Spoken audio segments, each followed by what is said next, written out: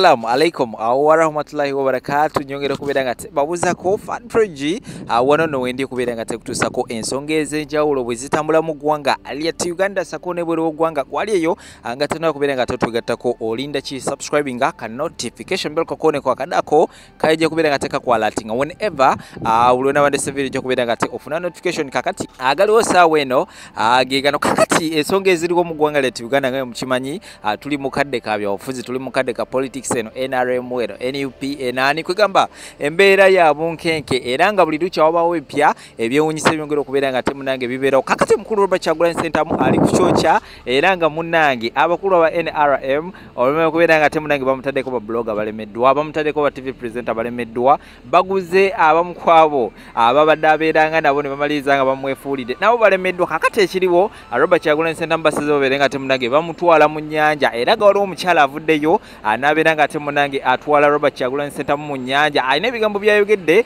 ngali wansi eyo mu nnyanja naye muganda wange simanyi oba Robert Kyagulanyi Ssentamu anaawona kulina eddogo omukyala era asobodde okubeera nga ataweza ayina kubeera nga tekuterawo akatambi awo anaawe osobola okubeera nga te olaba embeera nga bwetambula saidi ze bwe nabankugyeyo of course n'obutabyo bulala bungi nnyo genda okubeera nga tekuterawo ku nsonga nga bwe zitambula mu ggwanga lyattu Uganda tuula butuuzi kalira beera nga te video nterako ekiga like nga sharingirako abalala naye nga nkujjukiza tulina ekikashafu omusomi wa dduwa enamba zisimu wansawo ku stickers zibeera nga tomunonya akajja kubeera nga takulombereddwa naawe obulamu bujja kubeera nga tekutambulira bulungi nnyo malidadi sana nkomawo n'ensonga endala nnyingi nnyo temuvaawo nocheya nocheya no vote you nocheya no winner wapenda kwenda kupita teri ntebe mukwano ze nkubulide okumana nayiza amaziganyanga bweti teri ntebe teriyo tebe ya tiketi ni ya Museveni hapana yuko yako wawezi kuchukua tiketi awengeira baby wine mwangu lange ntebe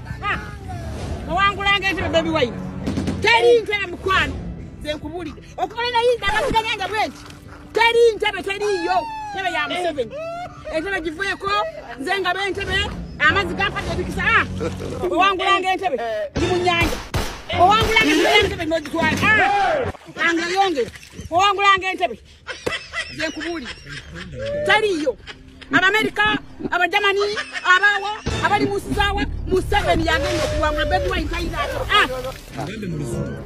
no cheya no vote you no cheya no winner wapenda kwenda kupita tiketi ni ya Museveni hapana yuko yako wawe kuba tiketi wakati ndio kunyanja na ulinde baby wine ngagamba Museveni bakuntaba entebe ya fejive mu era tujitwale yabo na lemasi manyi bichi mukwano ntebe tayina jojja mukwano abali musawa Museveni yagenda okuwangula baby wine tayina atebe muganda mu luzungu no cheya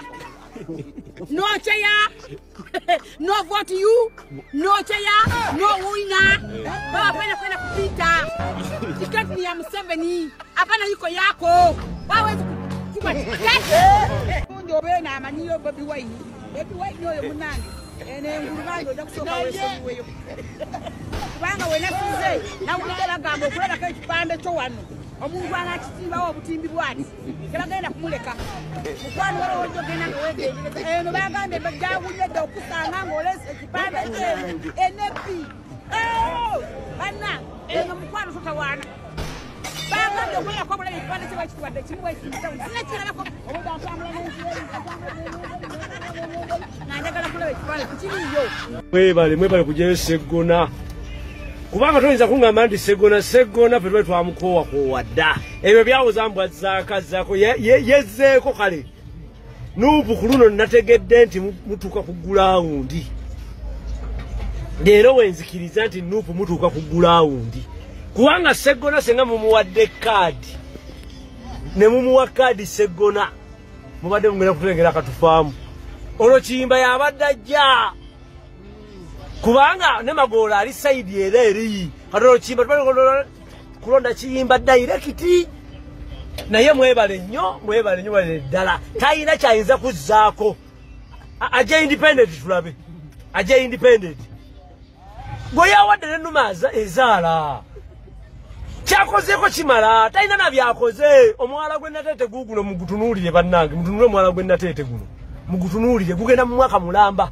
MP kyasuleyo nga abantu bonna bakolera mu kibuga basuleyo tusula Kasenge na Kirama Kikajjo Kinawa Kolokolo Kabojja Kyengera Nsangi wonna naye tebagona ku mwalo ogwo ndi banayo mwala gutwe si ayina okugukola naye ayina okugukolako ogwogerako sa minister yajja wawe naye yali amujjukiza baddamu ebyo biki bannange kimala Seggona tukuwonye eyakuba yeyanziba kituufu tukimanyi naye naye kabbeko ku mulala aleme kubba gwe wekka yakuba yeyanziba netati nezikubula ezigamba nti buli muluka kanguwe tenti za mitwalo 5 sajja gwe totubuzaabuza Seggona totubuzaabuza Seggona ekimala nze lero nakakasiza nti Nuupu yatuse ku ground abantu aba owa Busiro ono musajja wafani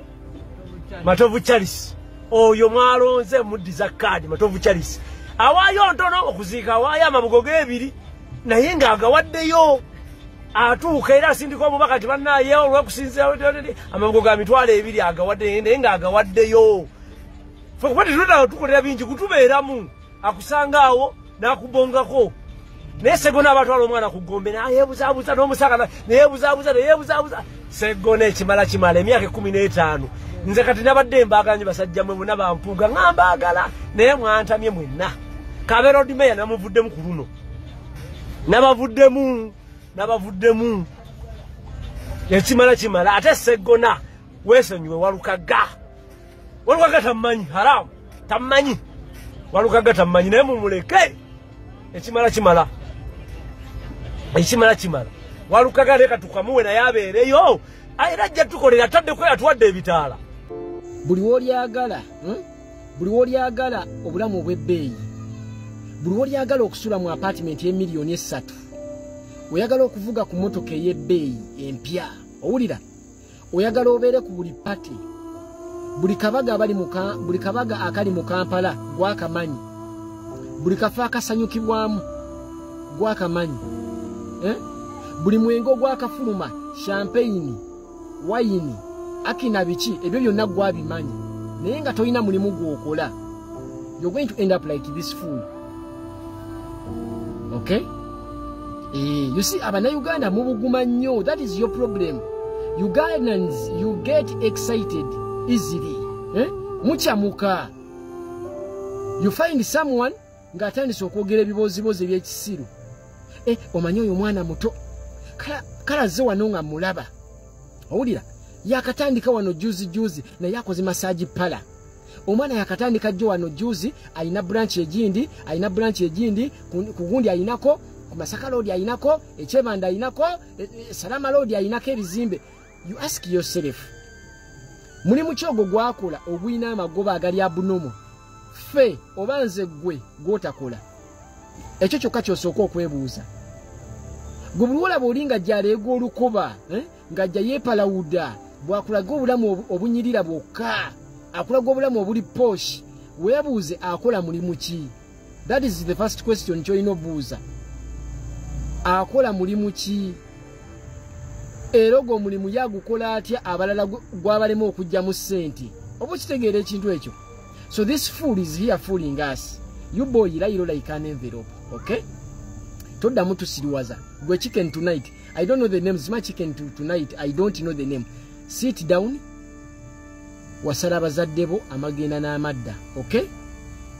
Atenze sewunya because kasitana laba nnyoko ng'ali kuno ku TikTok akiri kamukiri. Omukazi omukulu ayambala obupale n'atandika okuzina. Sawa mwenda abeera ku tap the screen. Namanya nti no family yonna shortage. Ekyo saagala kirumamu. Oba badde tomanyi bajja kubuulira ani nze yaani because me am point blank. Vakuba n'abaana bagenda okujja bakusudiye bakubibiite era bambi mbubambi akolirako business. Maama we yasoose okukolera kuno business. Katwebuuze ye mukazi yekko omukulu oba omuntu yekko omukulu ali ku app eno? The answer is no. Kuno kuliko abantu abakulu bangi ab'obuvunaanyizibwa bati omuntu ajja n'alanga business ye n'atambula n'agenda. Okitegedde? Naye gwe n'obeera n'ennyoko alinga kireereesi yayomba ne kadama we Saudi, yayomba ne kadama we Omani, yayomba n'atunda ensenene, atunda ateme ebikajjo, kwegamba nemufuka public nuisance. Okay? You become a public nuisance. Why? It is because family yonna teina mame yali buliridde omwana naye ali kuna azina akiri kamukiri. Ayogera sire. Osegedde omuntu omukulu tulina ebintu byetuba tukusuubiramu. There are some statements ze tutasuubira mu muntu akuze. Osegedde fe abamanyi emyaka gyaffe era abagiwa ekitiibwa waliwo ensonga ezijja. You keep quiet. Not because toziraba, because oziraba, but you're past that. Oba kitegeera. We come out ng'ensonga yeetaagisa ng'abasajja abakulu, but you get excited lwakuba omanyi bw'akola video ehitinga million view. Kakati mu million view n'olowooza nti you're going to live this life ey'obwonoonefu. Mutabani wali ebisiyaga gw'oli kuno mulimu kukirika mukiri bwe muwemula bwe mukola buli kimu. And I'm very sorry gwe mama wa gundi ono njagala mumubuulire. Kye ngenda okwogera kibi eri omuzadde, but ngenda kukyogera. I didn't like your son.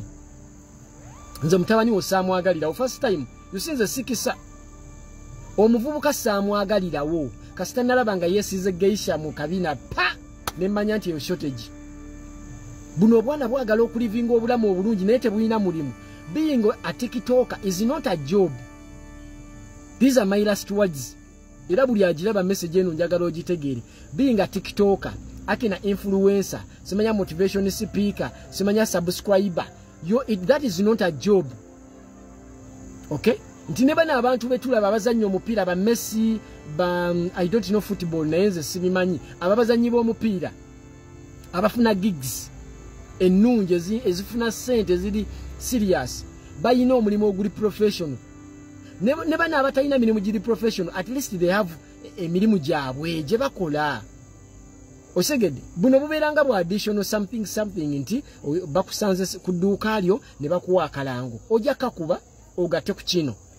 Naye gwe tojja kulowooza nti ojja kusiiba ku ssimu, osule ku ssimu, osobole bills z'olina okusasula. Ennyumba gye wagendamu togisobola. Buli kaseera osenguka. Okisegedde? Buli kaseera osenguka, toyina sente zikubeezaawo as a human being, as a person, so you're going to end up mu bisiyaga. And you're there to siriwaza, omanyi si yenze, mwagala kunnyonoonera linnya. Linnya ki? Toyina linnya, erinnya ly'olina lyakulya bisiyaga. Okay? Omanyi mwe mwagala nnyo bano ababasuusuuta. Omanyi gwe kavubuka gwe toddamu tusiriwaza. Toyina ky'oli mu bulamu. Ne bana ababadde bakusudia omanyi maama we atikkula emisumaali gundi awewa simanyi ewakisekka omanyi egyakatiko tuleera namba. That is ebyo ebibozi by'ekisiru temuddamu bitugamba. Bw'aba mugagga nnyo lwaki tatandikirawo mutabani we business. Amutandikirewo business alekerawo oli ebisiyaga. Nze ka video nkalabye naye yeggwe. Olwo olutwe neye entambula gy'otambula. Omanyi katambula kagira bwe kati n'engeri gye kadde. I don't like this boy. I don't know why. Nze saagala musajja yeeyisanga mukazi. I don't like it. Omusajja alina kuba musajja, omukazi obeere mukazi. Nze kasita otandika bino ebya bino bas period tuba twawudde. Musajja olina kuba musajja. Yogera kise naye wekwogera wekabibinala we kati bwe kabalaga nti kali mulamu bulungi kyokka eno wekali ebisiyaga. Eddogo lyalemeredde abantu kati basazeewo okuwa obubi bannaabwe obutwa. By the way, you guys be very careful these days. Abantu tebakyaloga nga bwe twali tulowooza. People are poisoning us to kill us. Oba omuntu akuwa obutwa ne bukubonyaabonya ne bukuyuzaayoza omubiri ne bukuyuzaayoza munda ebyenda n'obeerawo n'owejjanjaba ne bukumalako ssente. Simanyi bamwalabye abantu abali mu mbeera bwe zityo. But they are very many. And by the way, abantu bazenga batugamba bampadde obutwa nga ffe tuwoza mmire eddagala nawo bwe kiba tekinatuuka ku muntu ali close to you oba kuggwe. You want to tell people bagende bamire eddagala, but that is the thing. People are really poisoning bannaabwe. Story time. Kakati, somebody I know tells me a story of bali ku company nga bagenda kusimanya promotion party oba biki nga bagenda ba promotinga. So party etandika, first they ate food and then they started promoting them. kati somebody wanted to manya to poison ye gwe bali bagala okukola ki okupoisoninga kati akimanya atya mbu ye gwe bali bagala okupoisoninga bajjula enva ezasooka abantu abaaliwo ne basooka bajjula enva kati ye yali agenze for short call abantu abasooka Ruto yasooka netandika okulya kati ye enva ze zazisigaddewo kubanga naye yali kwabo abaali bagenda okulya at that moment agenda okumawo ng'enva ze zikutte essavu n'azizaamu mu dishes omanye za catering wabeerayo obwo obuliro bwe bateekayo wansi okusigala nga ziwoominga enva ziri warmed munnange ng'azzaamu ng'atabulamu ng'addamu nga yeeteeraku enva ku suwaani ng'agenda akolaki atandika okulya ne banne abaddirira nabo ne bajja ne bajjula enva ne batandika okulya.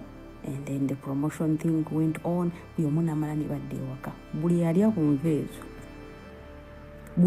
nveezo yakeerera mu ddwaliro bonna. Abasinga basuula mu ddwaliro abalala bakeerera mu ddwaliro. Within a period of 3 days, bana bali bafudde. So far, yangambe 7 people have died. It is a big company, of course. Mujagamba nga bino tetubuulira mawulire biki ebintu byemuwulira mu mawulire just muwulira bya kisiru bintu ebiri light naye ebintu ebiri serious temusobola biraba mu mawulire. Company betuukiddwako ekizibu ng'ekyo ine erinnya ly'okuprotecti nga lwaki babafulumiza amawulire nga basobola ogasiriikirira. Munnange abaana obutwa bubatuusizaayo ekyewuunyisa bannaabwe waffa omu ku omu oluusi babiri obutwa bwe babawa oba okitegeera bukusiiwuula notandika okukunkumuka ng'obunga walalabeko omuntu akunkumuka nga walalabeko omutwe ogulimu deads oba situka kati the way omuntu bw'okwata ku skin boti n'ojjamu deads nga zigirawo ezityo n'abo abantu bwe babadde they have darkened baddugala bakunkumuka ng'obuwunga. People, corporate people, bomanyi abali balabika obulungi, people that work in good companies that pay well. Bannange n'olaba ku baana. Kati omwana oyo ayeewuunya n'agamba neggwe olaba obutwa bwe namikisinga bumikisinzi. Kuba ye kyalowooza cause from oye n'abalala balya ku nveezo bonna. Kuba ye kyalowooza n'agamba nti kireka obutwa bwali bwange nzeka. Naye n'agamba nti olaba obutwa bwe namikisinga obumikisinzi bututuusiza ku kino olonze bwayise bwakunzitirawo immediately. Kakati baganda bange ndoza n'ebisitole mubiwulira nnyo mwalabye muwala gwe basse ku birthday ye ebisitole mubiwulira nnyo. People tebakyakiririza mu ddogo.